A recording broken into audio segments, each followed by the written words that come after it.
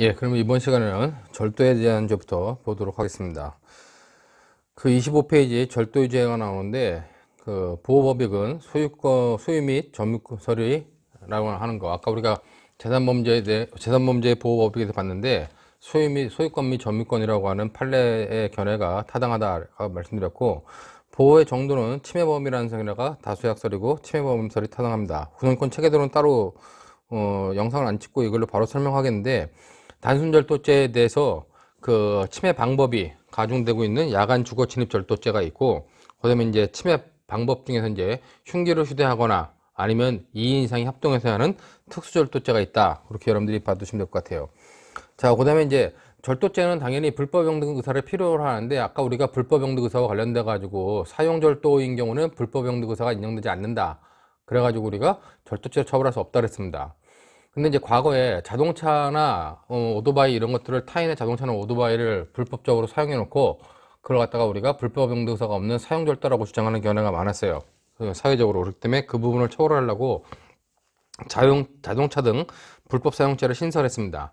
그렇기 때문에 자동차, 선박, 항공기, 원동기 장치, 자전거 등에 대해서는 불법 영등 의사가 없이 일시 사용한 경우도 처벌하고 있는 규정을 두고 있다. 근데 만약에 타인의 자동차를 사용절도가 아니라 불법 영등사가 인정되는 방향으로 사용했다 그러면 어떻게 해요? 그럼 바로 절도죄가 된다는 거죠.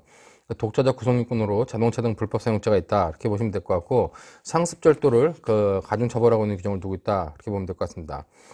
특별법으로 특가법상의 범죄, 성폭력 범죄와 관련돼 가지고 몇 가지가 있다는 거 보시면 되고, 단순절도죄와 관련돼 가지고 이제 바로 들어가게 되면은, 자, 우리가 기본적으로 절도죄 구성유권, 위법성, 책임이다 그랬을 때 절도죄 구성요건은 주체,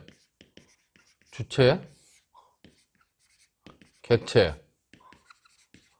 행위, 그 다음에 고의로서 인식 플러스 의사, 그 다음에 추가 주관적 구성요건으로서 불법 영득 의사가 필요하다,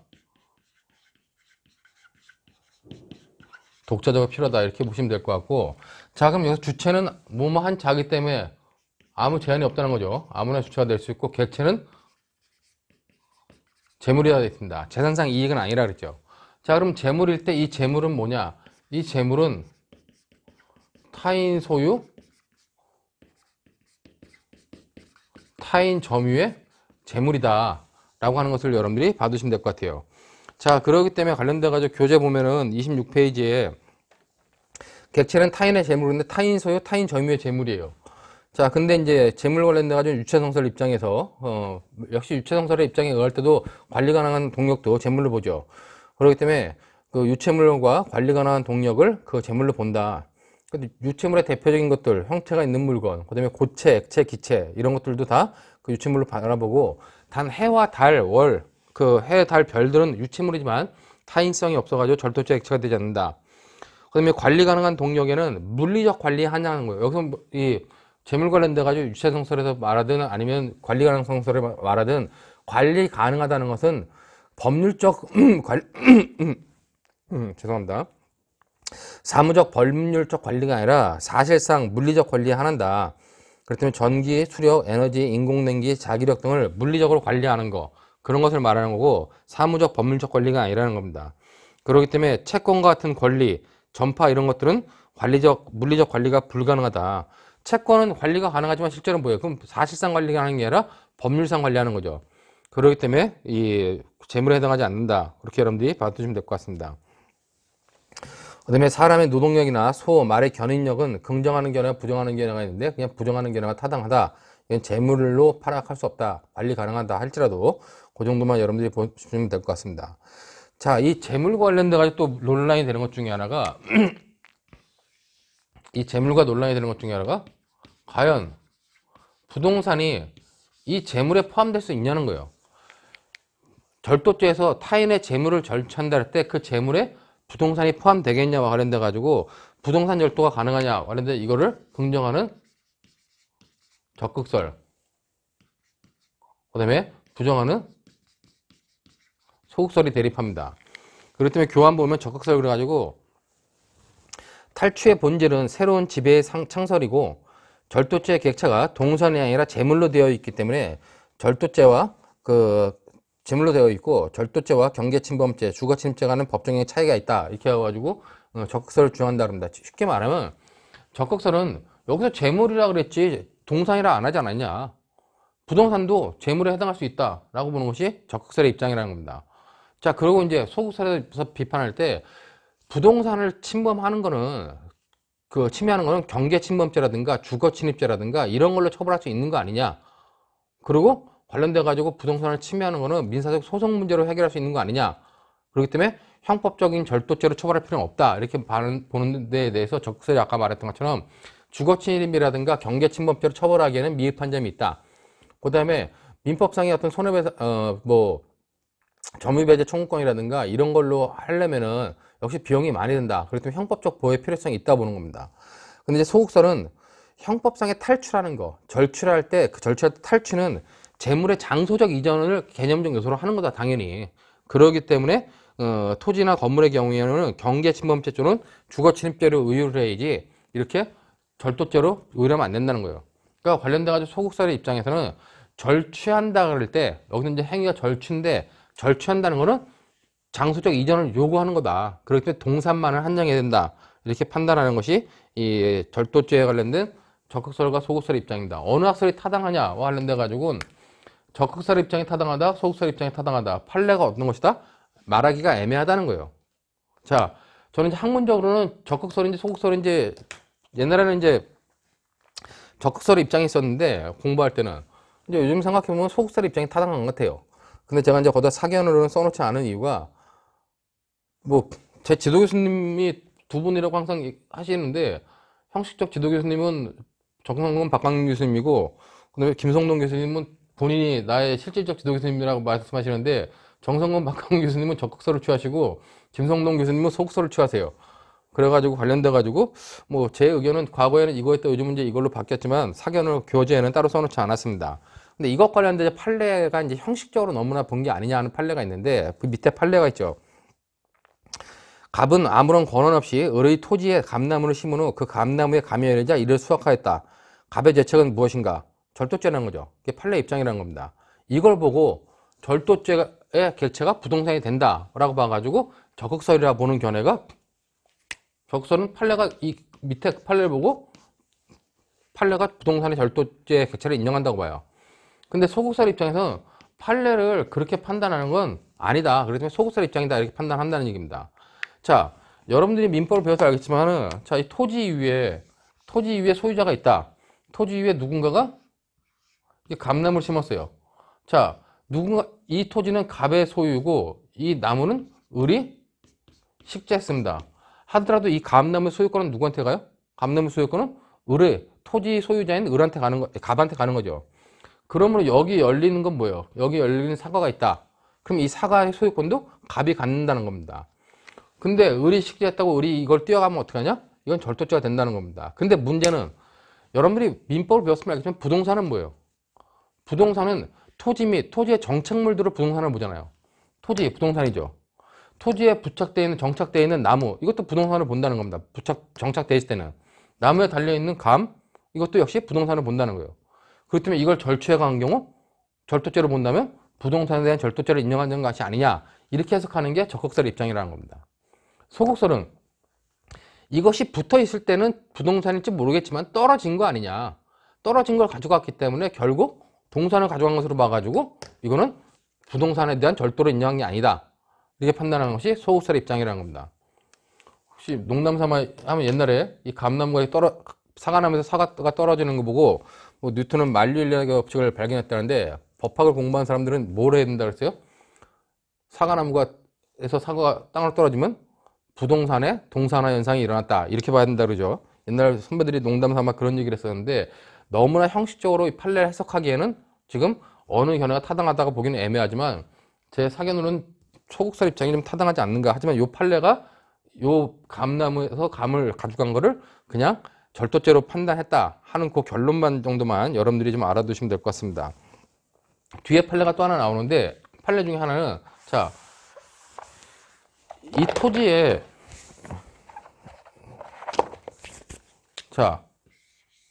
토지에 갑 소유예요. 갑 소유의 토지에 여기다가 어떤 식물을 심었습니다. 식물을 을이 식재했어요.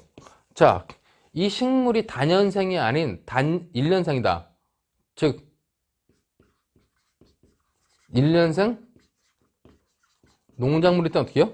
1년생 농작물일 땐 아까 나무와 같은 경우는 갑의 소유에 을이 식재했다면 갑의 소유가 돼요. 근데 이 식물을 심었는데 식물이 1년생 농작물이다. 벼라든가 보리라든가 이런 거다 그러면 어떻게 해요? 이거는 비록 땅의 소유자가 아니라 할지라도 심은 사람한테 식재한 사람한테 소유권이 있는 거죠. 그렇기 때문에 이 사람이 이걸 가져가면 어떻게 해요? 이 사람이 가지면 절도죄고 이 사람이 가져가면 절도죄가 되지 않는다.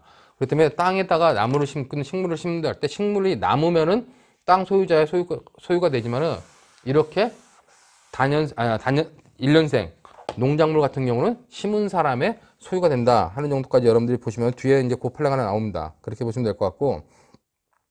자, 그럼 타인 소유냐 할 때 여기서 이제 부동산 문제는 이 정도로 마치고 타인 소유냐 할 때 타인 소유와 관련돼 가지고 여러분들이 쉽게 생각하면은 여기 교환해 본 것처럼 단독 소유와 무주물이 아니면 즉 단독 소유와 무주물 단독 소유와 무주물만 단독 소유나 무주물만 여기서 타인 소유가 아니고 이 두 개가 아니다. 단독 소유와 무주물을 제외한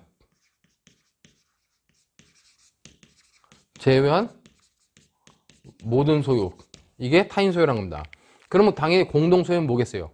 공동 소유는 타인 소유라는 겁니다.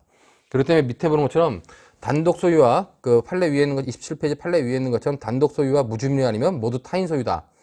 그럼 무주물의 경우에는 절도죄가 성립하지 않느냐? 성립하지 않는다는 거죠. 그때 밑에 판례가 양식장에서 그 자연산 모시조개를 절취해 간 경우, 이건 절도죄에서 말하는 절도죄의 타인 소유의 재물에 해당하지 않는다 라고 한 판례입니다. 그때 그 정도 보시면 되고, 28페이지에 보면은 타인 소유에는 자기와 타인의 공동 소유도 포함된다. 그렇기 때문에 공동 소유는 당연히 타인 소유라고 파악할 수 있다는 거죠.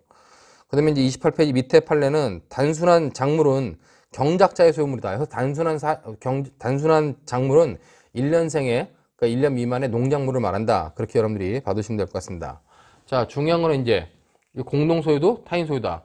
그럼 타인 점유다 그랬을 때 타인 점유는 어떻게 파악하느냐와 관련돼 가지고 아까 점유의 개념을 봤죠. 민법상의 점유와 다른 형법상의 점유의 독자적 개념이 있다. 점유는 지배 사실과 지배 의사가 있는데 사회 규범적 요소에 의해서 확대되기도 하고 축소되기도 한다. 이렇게 보면서 타인 점유를 할 때 형법상의 점유는 민법에서보다 현실적으로 파악한다. 그 다음에 점유이탈물 횡령죄와 절도죄의 구분이라 그러는데, 자, 타인 점유가 인정되는 물건을 가져가면 뭐예요? 그건 절도죄예요. 타인 소유가 인정되는데 타인 점유가 인정되지 않았다. 그럼 점유이탈물이라고 합니다. 그걸. 그렇기 때문에 그걸 가지고 간 경우는 점유이탈물 횡령죄가 성립한다는 거죠. 자, 그러기 때문에 관련돼 가지고 누구한테 점유가 인정되느냐 인정되지 않느냐에 따라 가지고 타인 소유 물건에 대해서 타인 점유가 인정된다. 그걸 가져갔다 그러면 어떻게 해요? 그건 절도죄. 만약에 타인 소유 물건인데 자기 점유가 인정된다. 가져가면 횡령죄. 타인 소유인데 타인 점유가 인정되지 않는다. 아무의 점유도 인정되지 않는다. 그러면 점유이탈물 횡령죄가 된다. 그렇게 여러분들이 받으시면 될 것 같습니다. 그 29페이지에 94년도 나온 판례 구사도 148하는 판결은, 자, 판결 요지를 보시면 육지로부터 멀리 떨어진 섬에서 광산을 개발하기 위하여 발전기, 경운기, 엔진을 섬으로 반입하였다가 어떤 사람이 섬에서 광산을 개발하려고 그 발전기라든가 이런 기자들을 가지고 들어왔어요. 섬으로. 근데 광합권이 허가가 취소된 겁니다. 그 광합권 설정이 취소돼 가지고 광산 개발이 불가능하자 여기 가지고 들어왔던 물건들을 두고 이 사람은 나가버렸어요. 근데 이 섬에 있던 주민이 이 물건들을 자기가 옮겨가지고 사용한 겁니다.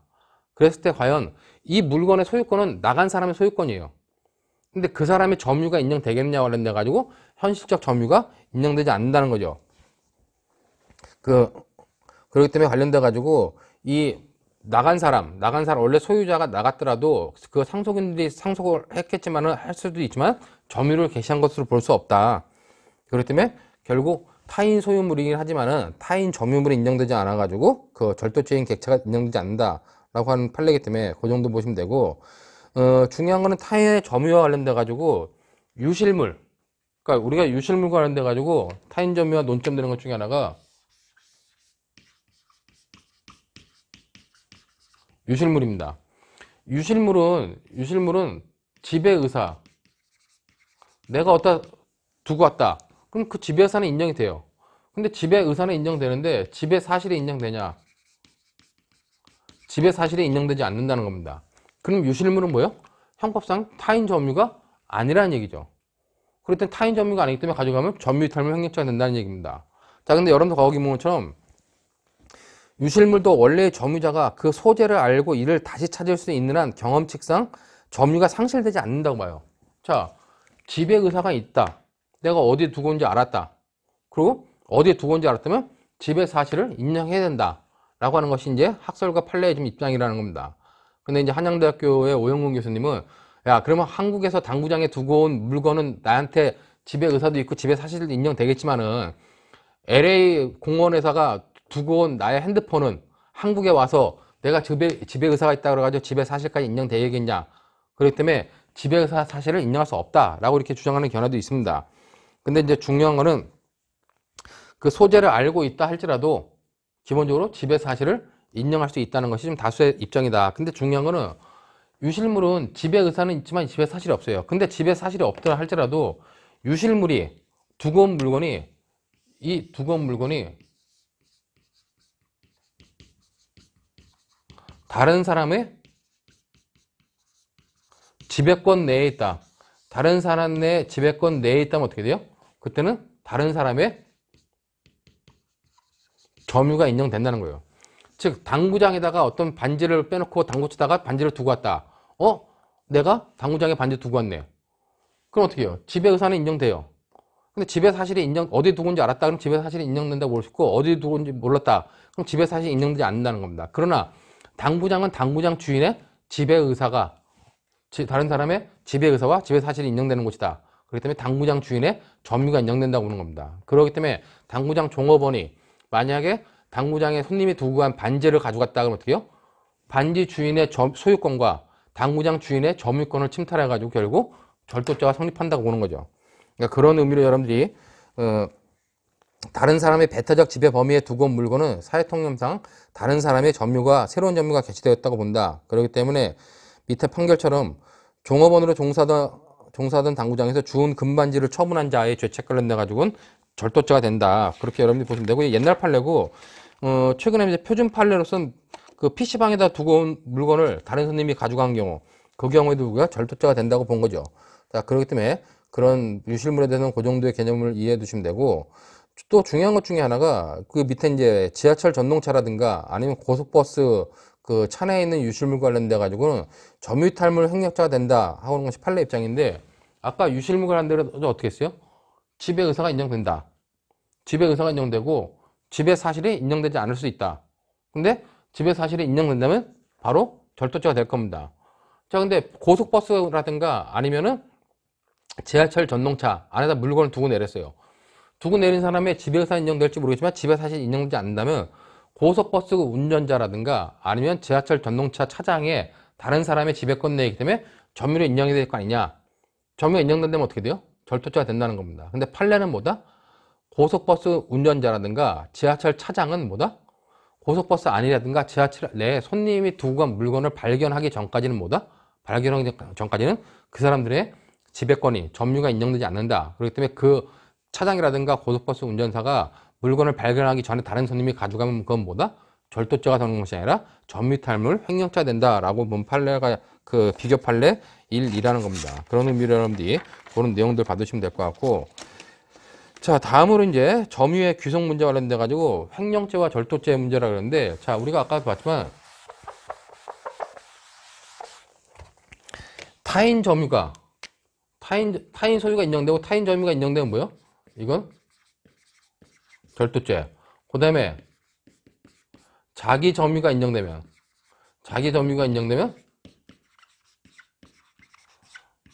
횡령죄예요. 횡령죄는 타인의 재물을 보관하고 있는 자이기 때문에 타인 소유의 자기 점유 물건을 횡령하기 때문에 자기 점유 물건을 가져갔다. 자기 점유가 인정되면 횡령죄가 됩니다. 그 다음에 어떤 사람의 점유가 인정되지 않는다. 다른 사람의 어떤 사람의 점유도 인정되지 않으면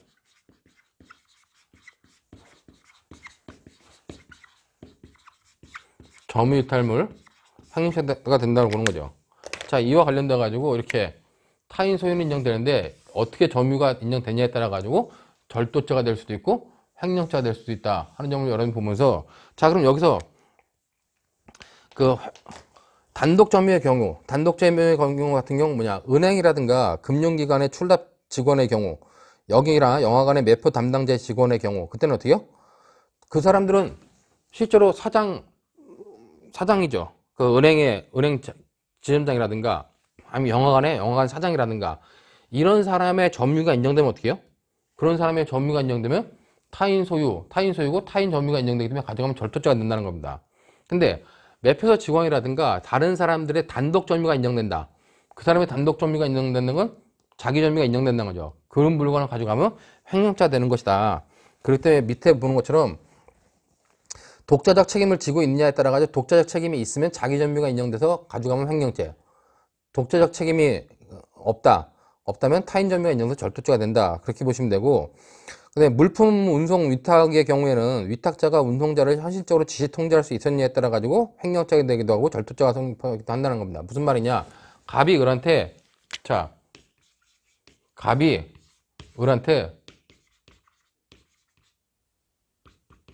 물품 운송을 부탁했어요. 부탁하면 어떤 물건이 있다. 물건이 있으면 이 물건의 소유자는 누구예요? 소유자는 갑입니다. 갑이 맡겼으니까. 을은 이 사람이 소유자고 을은 운송자예요. 운송자인데 만약에 소유자가 갑이다. 그리고 점유자가 맡긴 사람한테 점유가 있다. 갑한테 있다 그러면 어떻게 해요? 을이 가져가면 절도죄가 되는 거죠. 그러나 점유가 을한테 있다. 점유가 을한테 있으면 어떻게 해요? 을이 가져가면 그때 횡령죄가 된다는 겁니다. 그럼 갑한테 있는지 을한테 있는지 판단하는 기준이 뭐냐? 물품 운송 받을 때 얘를 갑이 통제할 수 있었느냐?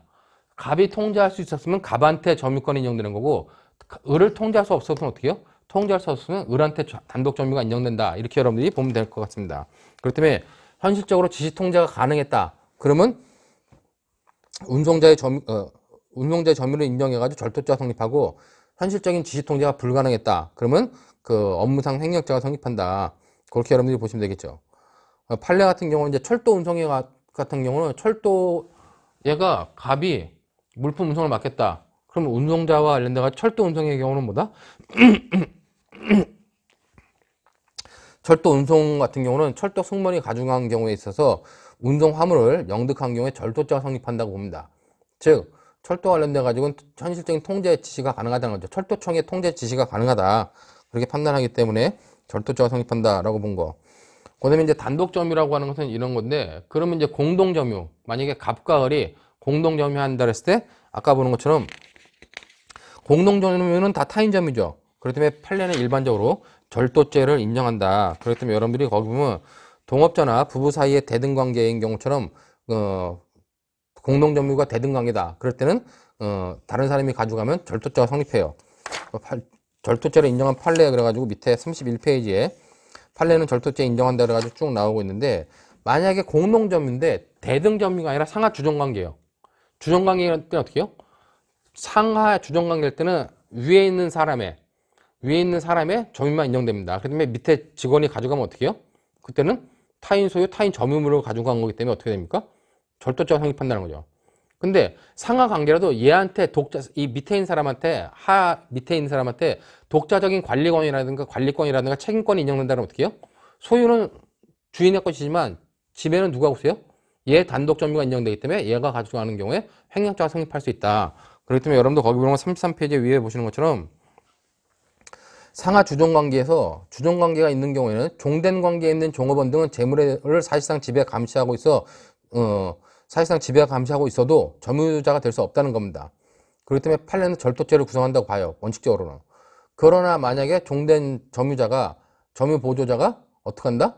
독자적인 관리 권한이라든가 책임 권한을 가지면 그때는 자기 점유가 인정되기 때문에 횡령죄가 성립할 수 있다는 거죠. 그렇기 때문에 그런 판례가 밑에 33페이지부터 밑에 나와 있는 판례다. 그렇게 보시면 되고, 34페이지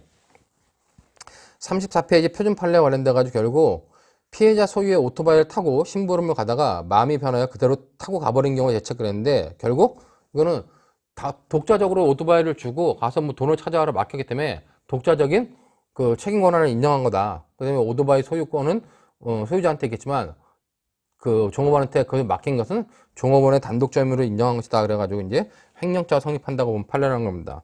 자, 그런 정도의 의미로 여러분들이 받으시면 되고, 자, 그 다음에 이제 35페이지에 나와 있는 재물의 소유와 점유에 관한 종합적 문제의 판례 그랬는데, 이걸 교과서에 나온 판례도 이거 있고, 교과서에 나오지 않은 경우도 있는데, 이거는 이제 민법상의 개념 관련돼가지고 여러분들이 많이 좀 알아야 됩니다. 자, 이거는 어떻게 된 거냐면은,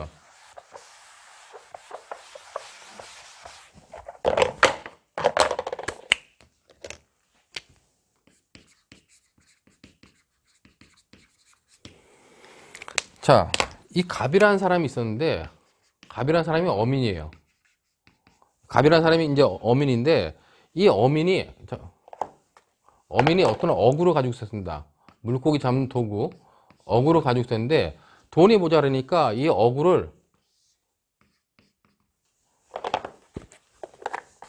대해서 이 을이라는 사람한테, 을은 이제 어떤 수산회사죠. 을은 이제 세웅수산이라고 하는 회사인데, 세웅수산회사에 이 어구를 갖다 맡겨요. 담보로 맡겨가지고, 자,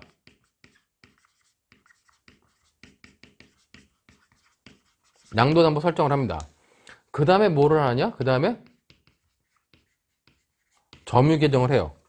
자, 점유 개정을 한다는 건 어구로 일로 넘긴 게 아니라 갑이 계속 어구를 가지고 있다는 얘기죠. 자, 결국 여기는 양도담보 설정을 하니까 채권자가 되고 채무자가 되는데, 채무자가 담보 설정한 다음에 점유 개정의 방법으로 얘한테 가져온다는 겁니다. 자, 대외적으로 양도담보 설정을 하면 대외적으로 채권자가 소유자죠. 그 다음에 대내적으로는 얘가 채무자가 소유자입니다. 대외적으로는 이 을이라는 사람이 채권자가 소유자니까 얘가 어떻게 했냐? 을이 제3자한테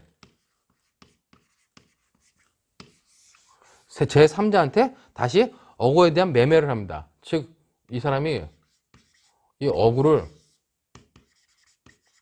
매매해요. 세웅수산이 제3자한테. 근데 실제로 어구는 어디 있어요? 매매를 했지만 어구는 지금 갑이 갑이 가지고 있는 거잖아요. 근데 매매를 함에 있어서는 동산에 대한 매매를 한다. 그러면 인도가 있어야 되잖아요. 현실인도, 간접인도, 점유개정에 의한 인도, 목적물 반환 청구권에 관한 인도, 이런 인도가 있어야 되는데, 매매 계약을 한 다음에 인도의 방법을 어떻게 했냐?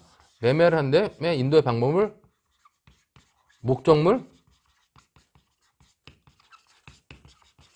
반환 청구권의 양도라고 하는 인도의 방식을 쓰게 되는 겁니다. 자, 그럼 제3자는 어떻게 해요? 계약을 통해서 공시방법 중에 하나인 인도를 받은 거예요. 그러면 이 어구는 현재 갑이 가지고 있지만 소유자는 누굽니까? 얘가 제3자가 소유자가 된 거잖아요. 그런 상태에서 제3자인 얘가 야, 어구 내 거니까 가져와 그러고 갑한테 가서 어구를 취거해 간 겁니다. 그랬을 때 이제 이 제3자를 절도죄의 피의자로 입건을 한 거죠. 자, 결국 관련돼가지고 판례가 뭐랬냐? 이렇게 취거해 간 거, 이거는 절도가 아니다. 절도가 아니라고 본 거죠. 왜? 이 어구에 대한 소유권은 누구한테 있어요? 소유권도 얘한테 있다는 겁니다. 그 다음에 점유도 누구한테 있는 거다? 얘한테 있다는 거예요, 지금. 목적물 반환 청구권에 의해서 받았기 때문에. 그렇기 때문에 관련돼가지고 절도죄가 성립하지 않는다라고 판단했기 때문에 그런 내용을 여러분들이 보시면서 제가 볼 때는 이게 뭐 변시험에 나오기까지 할 정도의 판례는 아닌데 여러분들이 민법상의 어떤 이 뭐 소유권과 타인 점유 문제, 그 다음에 인도에 있어서의 어떤 현실인도, 간이인도, 그 다음에 관련돼가지고 점유 개정의 인도, 그 다음에 목적물 반환 청구권의 양도와 관련된 인도, 이런 것들을 다 아시고 있으면은 판례를 이해하기에 좀 쉽지 않을까라고 생각이 되기 때문에 그 정도의 내용까지 여러분들이 좀 봐두시면 되겠습니다.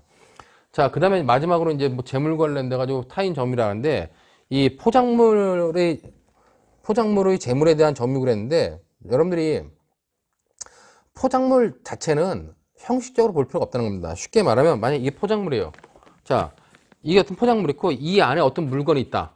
이 안에 물건이 있으면 포작물은 윗땅차 한테 있고 포작물은 수탁차 한테 있고 점유가 안에 내용물은 윗땅차 한테 있다. 이렇게 형식적으로 구별할 필요가 없다는 거죠. 자, 그렇기 때문에 여러분들 거기 보면 형식설은 포작물 전체와 그 내용물을 구별해 가지고 뭐 포작물은 수탁자의 점유에 속하고 내용물은 위탁자의 점유에 속한다 이렇게 보기도 하고 내용물뿐만 아니라 포장물 전체에 대해서 수탁자의 점유가 인정된다. 아니면 내용물뿐만 아니라 포장물 전체에서 위탁자의 점유가 인정된다. 아마 견해가 나눠져요. 너무 형식 논리적이라는 겁니다.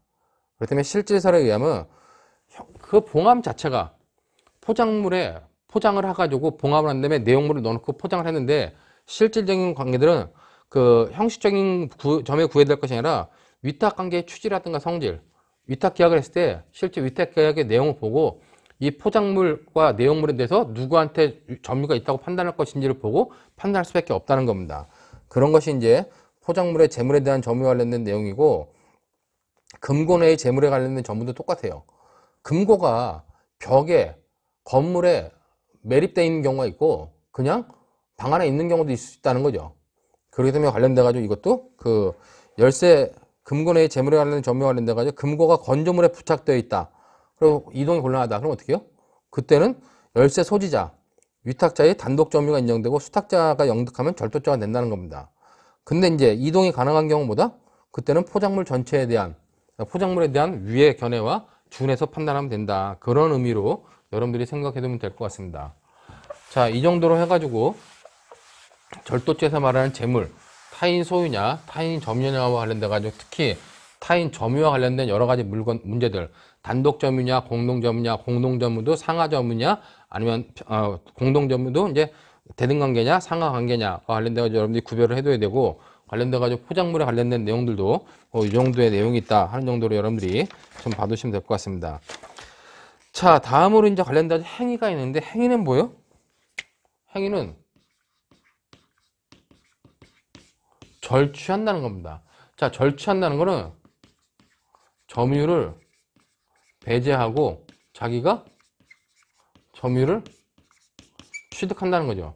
그렇기 때문에 고의에서 말할 때, 이 고의에서 인식과 의사할 때, 이 인식과 의사는 뭐에 대한 인식과 의사다? 절취에서는 점유를 배제한다는 것과 점유를 취득한다는 것에 대한 인식과 의사다.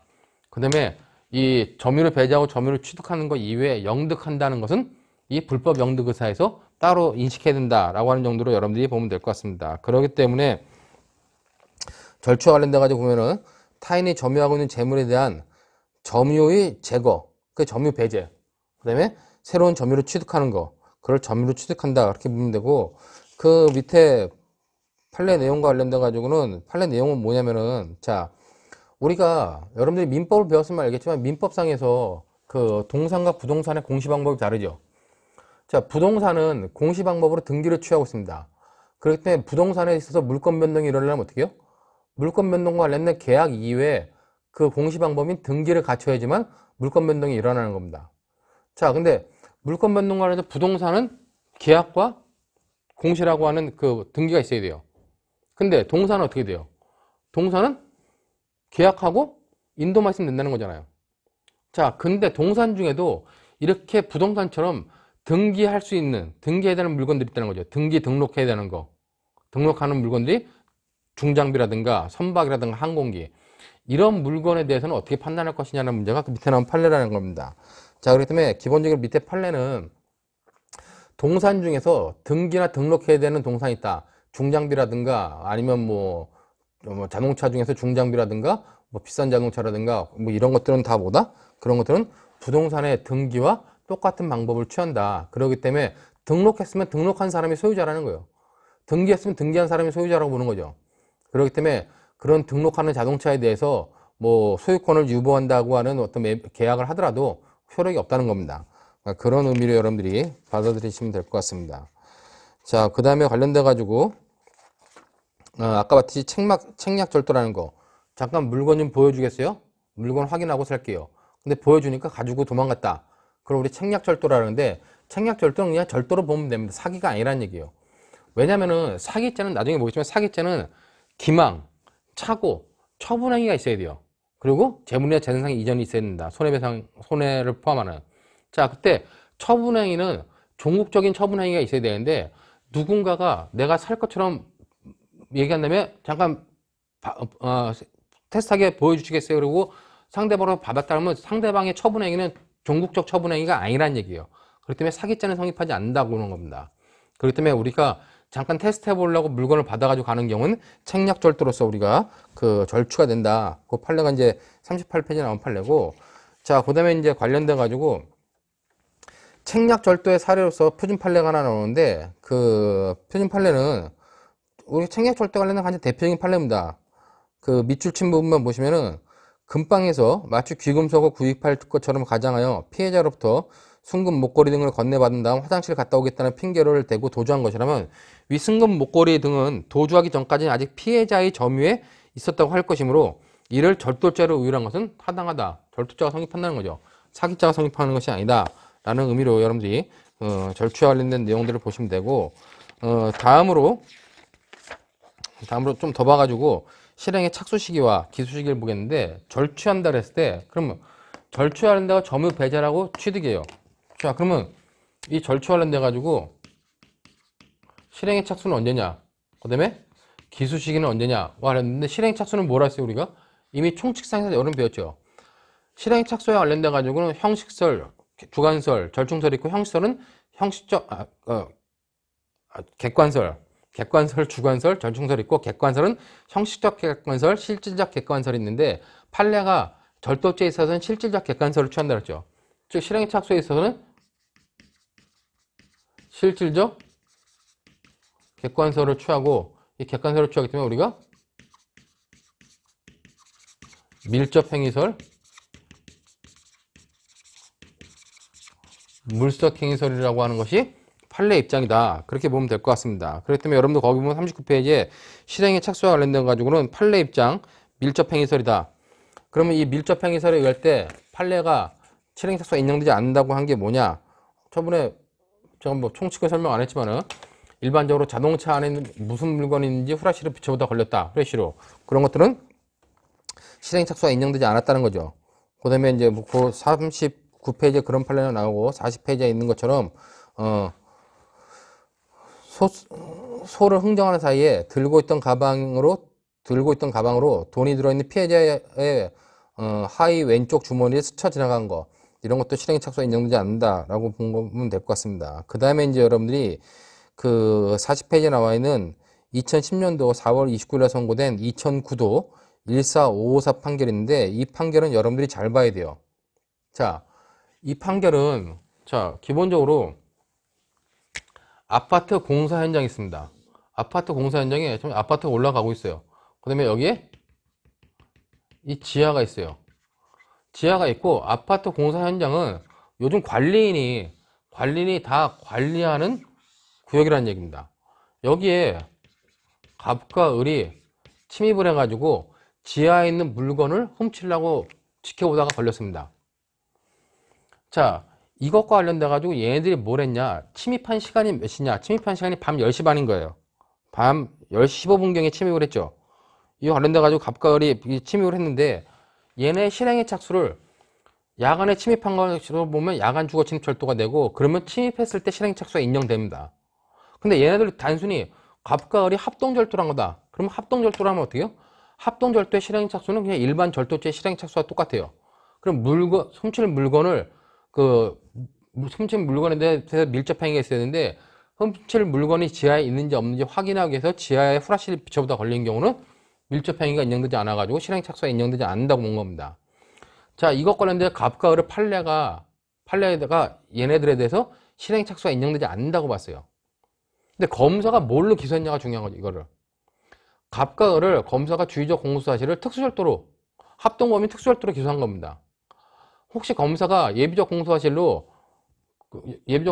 갑과 을을 갖다가 야주절로 기소했다면은, 혹시 야주절에 실행 착수가 인정돼 가지고 야주절로 판단할 수 있어요. 실행 착수가 인정될 수 있는데, 이 판례는 그렇지 않았다는 거예요. 그렇기 때문에 여러분들 관련돼 가지고 간단 평석을 써놨는데, 합동절도범이 야간 주거 침입 절도의 방법으로 절취를 수행한 사안이다. 야간에 했기 때문에. 왜냐면 건조물이고 위호지라는 거잖아요. 타인의 주거에 침입한 거죠. 그렇기 때문에 이 판례를 잘 봐야 된다. 이 판례 자체에서는 특수절도, 합동절도의 실행 착수는 인정할 수 없다는 겁니다. 왜? 합동절도는 밀접행위설에 의하기 때문에. 근데 만약에 야주절로 의뢰했다면 야주절의 실행 착수는 인정할 수 있기 때문에, 이 문제는 실제로 사례형 문제에 나와가지고 어떻게 해결하느냐를 묻기가 참 좋은 문제지만, 객관식 문제는 나오지 못하죠. 객관식 문제로 나왔을 때는 어떻게 보느냐에 따라 가지고 결론이 달라질 수 있기 때문에 그렇다. 그렇다면 이 판례 여러분들이 잘 받으시고, 표준 판례 하나 나오는데 표준 판례도 역시 그 야간 주거침입절도와 주거침입절도의 경합범에서 실행의 착수 시기, 물색행위설 관련된 것들을 잘 파악하도록 만든 판례다. 그렇기 때문에 여러분들 그 2003년 나온 2003도 1985 판결 보시면은 자, 그 판시사항만 판결 요지만 봐보세요. 판결 요지만 보면은 야간이 아닌 주간에 절도의 목적으로 다른 사람이 주거에 침입하여 절취한 재물의 물색을 시작하는 등 그에 대한 사실상의 지배를 침해한 때 밀접한 행위를 개시하면 절도죄의 실행에 착수한 것으로 보아야 된다. 그럼 어떻게 돼요? 주간에 침입했기 때문에 주간에 절도의 목적으로 방 안까지 들어갔다 절취할 재물을 찾지 못하여 거실로 나온 경우는 절도죄의 실행 착수가 인정된다. 해가지고 이제 관련된 절도죄와 주거침입죄와 절도죄 미수가 인정된다. 그렇게 보면 판례고. 자, 그 다음에 이제 마지막으로 시간상이 다 돼가지고 오늘 절도죄는 이 뭐 주관적 구성요건 요소 전까지 하겠는데 기수 시기와 관련된 기수 시기는 언제냐? 자, 기수 시기는 취득이에요. 교환에는 자세하게 안 써놨는데 교환에는 거기 보면 접촉한 거냐 취득이냐 관련돼 가지고 기수 시기는 취득 시가 기수 시라는 겁니다. 근데 취득 시와 관련돼 가지고 취득하는 재물의 형태에 따라 가지고 취득 시기가 달라진다는 겁니다. 자, 이거 원래 여러분들 이게 제가 교환에다가 안 적어놨는데 여러분들 이거 좀 받으시면서 작은 물건과 그다음에 큰 물건, 그다음에 감시체제 하에 있는 그 물건 이렇게 구분해 가지고 보세요. 자, 작은 물건은 뭐요? 반지라든가 시계 이런 건 뭡니까? 그럴 때는 작은 물건은 자기가 취득만 하면 주기만 하면 기수가 된다는 겁니다. 근데 큰 물건 뭐 전봇대는 뭐 가져갈 절차할 리가 없지만 뭐 동파이프 1톤이다 아니면 철근 1톤이다 큰 물건이잖아요. 그런 것들은 내가 철근을 쥐거나 아니면 동파이프를 쥐는 순간 내 물건이 됩니까? 기수가 돼요? 아니란 얘기죠. 그렇기 때문에 큰 물건은 뭐예요? 작은 물건은 기수 시기가 바로 잡는 순간에 기수가 되지만 큰 물건은 뭐다? 큰 물건을 싣고 떠날 준비가 됐을 때 떠날 준비 완료 시에 자 아까 말한 1톤짜리 동파이프나 철근이다 그러면 어떻게 해요? 그럼 1톤짜리 동파이프나 철근은 어떻게 됩니까? 철근을 자동차에 싣고 자동차에 시동을 걸었을 때 그때 기수가 된다는 거예요. 근데 큰 물건이든 작은 물건이든 감시 체제 하에 있다. 그 물건이 어떤 감시 체제 하에 있는 물건이라면 어떡합니까? 그때는 감시 체제를 벗어나야지 기수가 된다는 겁니다. 여러분들이 기수가 되는 시점을 이렇게 잘 이해두고 이걸 왜 설명하느냐. 여러분 41페이지부터 나온 판례들은 쉬운 판례예요. 41페이지, 42페이지에 나온 판례는 쉬운 판례인데 42페이지에 이제 나온 판례 중에서 2008도 10월 23일에 선고된 2008도 6068 판결은 굉장히 좀 의미가 있는 판결입니다. 이거 왜냐면은 학자들이 이걸 절도와 관련돼 가지고 판례는 그냥 절도의 기수를 인정했습니다. 자, 근데 관련돼 가지고 절도의 기수가 인정될 수 있겠냐 하는 논란이 있다는 겁니다. 왜냐면 여기 절도의 객체는 뭐냐? 연산홍. 절도의 객체가 연산홍이라고 하는 굉장히 큰 나무입니다.